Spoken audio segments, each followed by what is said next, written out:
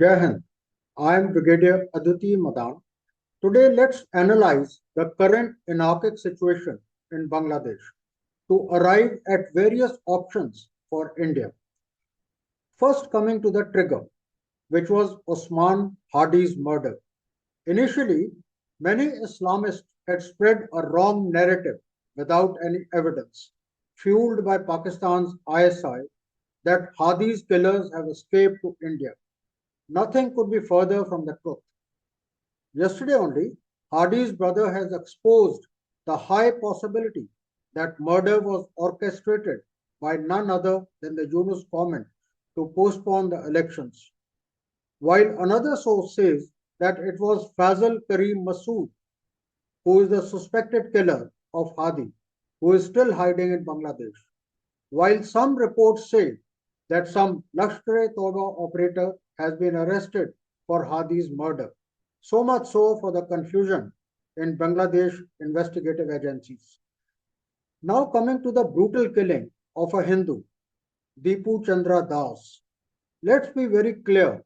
It started with a minor clash between two groups of factory workers, which was again spin doctored by a wrong narrative by a few Islamist radicals that Deepu insulted Prophet Muhammad.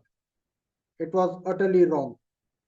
Bangladesh police handing over of Deepu to the mob and remaining a mute spectator to his murder is a shame to Bangladesh society and totally unacceptable to India.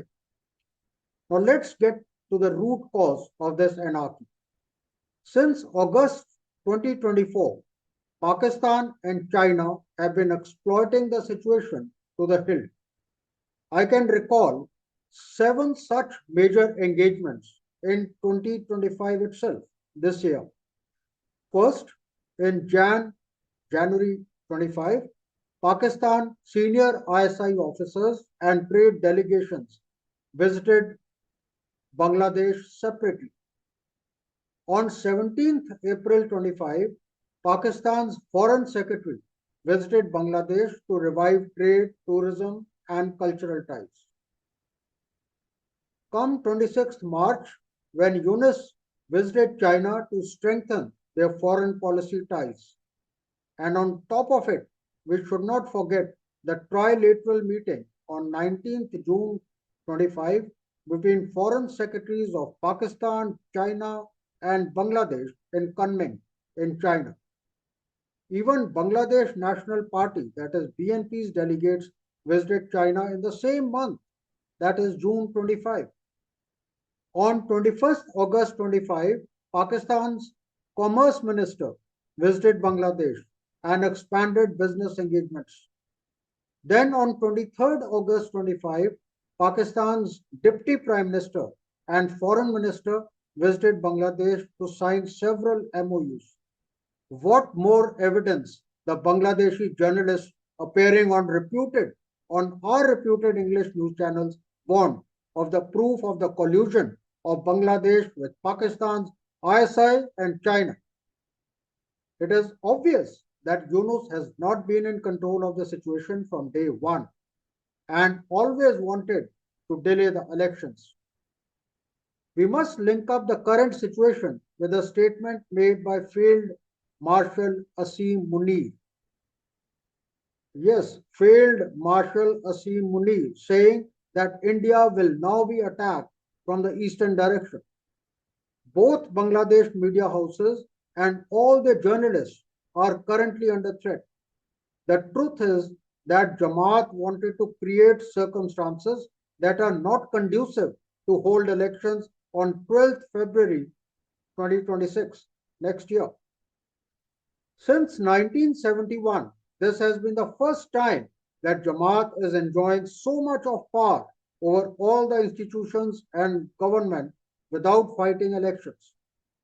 Therefore, naturally, Jamaat would like to certainly prolong this situation by postponing elections to further consolidate its party's position. Tariq Rahman, son of Khaleda Zia, is arriving today, that is 25th December 25, after 18 years, which is an important political development to be closely watched. Currently, BNP is the largest and strongest party which has active cadres at grassroots level. Free, fair, and inclusive elections is the need of the hour to bring semblance of political stability and for Bangladesh's dwindling economy to survive. India should brace itself to resume normal relations with any party which comes to power. A survey says that 70% of Bangladeshis they want Awami League to participate. Whether they vote for it or not, that is a different question. Now there are many options on the table for India, but it requires an unemotional, deliberate, and a strategic response. India has the option to cancel its budgetary allocation of 120 crores to Bangladesh as it's not a one-off grant in which cash has already been handed over. India can recall all Indian citizens living in Bangladesh. Bangladesh is also dependent for its electricity on India through cross-border electricity transmission lines, exporting 1200 megawatts of electricity, which can be curtailed. India exports 5.7 lakh tons of cotton to Bangladesh, which is critical for Bangladesh's textile and garment industry and can be blocked. Other option could be to close the High Commission in Bangladesh and even restrict our trade to squeeze Bangladesh as the total trade between India and Bangladesh is $13.5 billion. India exports to Bangladesh $11.5 billion worth of goods and Bangladesh exports to India mere $2 billion worth of goods. The trade deficit is $10 billion in favor of India. That is, we export much more than Bangladesh. However, we have to identify which of our actions can be effectively exploited by Pakistan and China to their advantage, which we should not allow in any case. And then we can take the deliberate call. We need to be cautious of the trilateral nexus between Pakistan, China, and Bangladesh, which may increase our border management problems, thus giving a fillip to the proxy war. Thank you, ladies and gentlemen, and do subscribe to my channel. To the point.